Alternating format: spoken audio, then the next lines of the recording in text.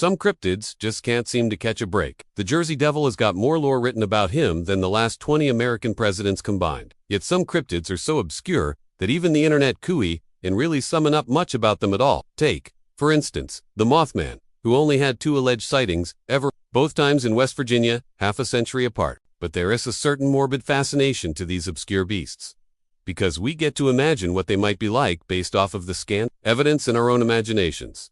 And that's what I want to do today. We don't know much about this beast, but I think we can flesh it out a bit. This monster was spotted once in a cornfield, then again in a wheat field. I'll let you in on a little secret. When I first started writing this story, I thought it was going to be about a barn. Oh boy, would that have been easy? So I began looking up images of scary barns and drew one, but then I thought, no, it needs to be something more original. So I went to an image website and searched for derelict farmhouses instead. This didn't really help me much.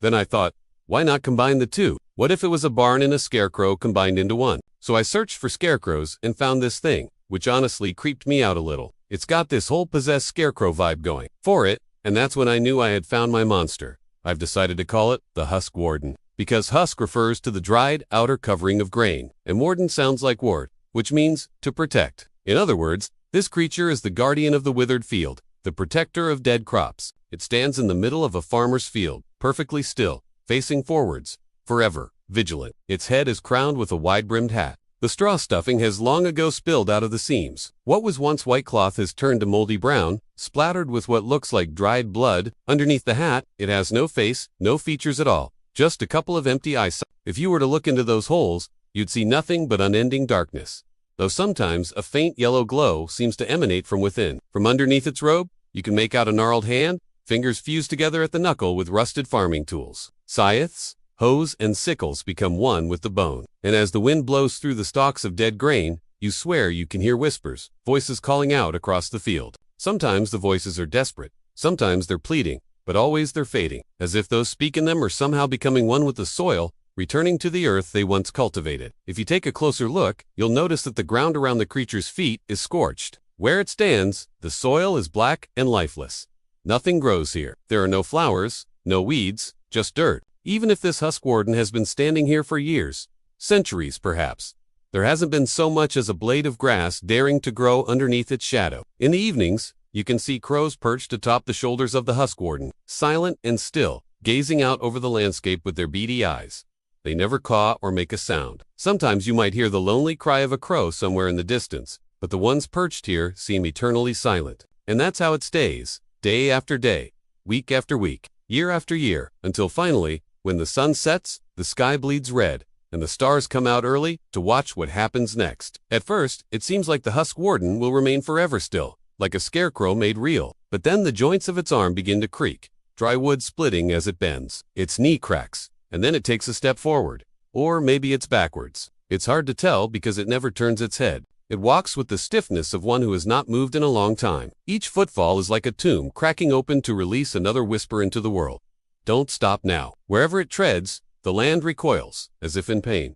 Plants wither and die. The soil turns to dust and the river slows, refusing to flow over the blackened ground. Many people have tried to destroy this thing, but none have succeeded. Farmers armed with shotguns and pitchforks have stepped forward to slay the beast. But as soon as they approach, the whispers grow louder, growing in intensity until they're screaming, "Don't look away! Don't look away! Please, don't look away!" And as soon as the Husk Warden fixes its soulless eyes upon them, they can't move. They're frozen in place, forced to stare into the abyss. And then slowly, agonizingly slow, their bodies begin to shut down. Their arms grow stiff, legs buckle and fall. Their faces contort in silent screams as they're rooted to the spot. Then they slump over and are pulled into the soil, becoming one with the dead field. And then new weeds begin to sprout from their backs. A lone truck was driven into the field. One man behind the wheel, his headlights slicing through the darkness to reveal the Husk Warden before him. He slammed on the brakes, spun the wheel, and tried to drive past. But he couldn't. His engine sputtered and died. The moment the creature fixed its gaze on the truck, he ran out of fuel. He jumped out with a shotgun, fired 3 times, but each shell passed straight through the creature as if it wasn't even there. Then the Husk Warden turned its head, just enough to fix its eyes on the man. "Please!" he screamed and dropped his gun. He fell to his knees and looked away, defeated. He waited for the end, but it never came. The Husk Warden turned back and remained still as the night wore on and the first light of dawn crept over the horizon. Those who've seen the Husk Warden speak of 2 things, the whispers and the eyes. The whispers, of course, are terrifying, not just because of what they say, but what they imply. That the creature isn't just taking farmers, it's taking their memories, their very souls, and returning them to the earth. But it's the eyes that haunt them in their waking moments. To meet the Husk Wardens, gaze is said to bring madness. To see the endless abyss where there should be light, to see the face of oblivion and come back sane is almost impossible. Most who claim to have seen the Husk Warden refuse to talk about the eyes, but one man did. He talked about them a lot. His name was Caleb.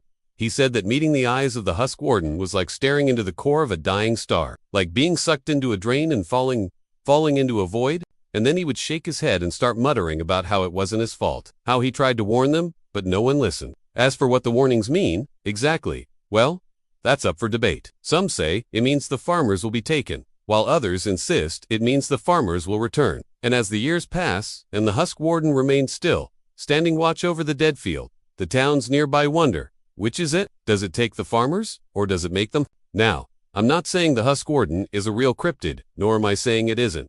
I'll let you decide for yourself. I just thought it would be fun to flesh out one of these obscure cryptids and give it a good story. And hey, if this monster ever shows up in your town, you'll know what to do. Just kidding. Or am I? Thank you for watching. If you enjoyed this video, please consider leaving a like and subscribing. Also, a huge thank you to our supporters. If you'd like to see your name on the screen and support the channel directly, check the links below. Until next time, stay safe.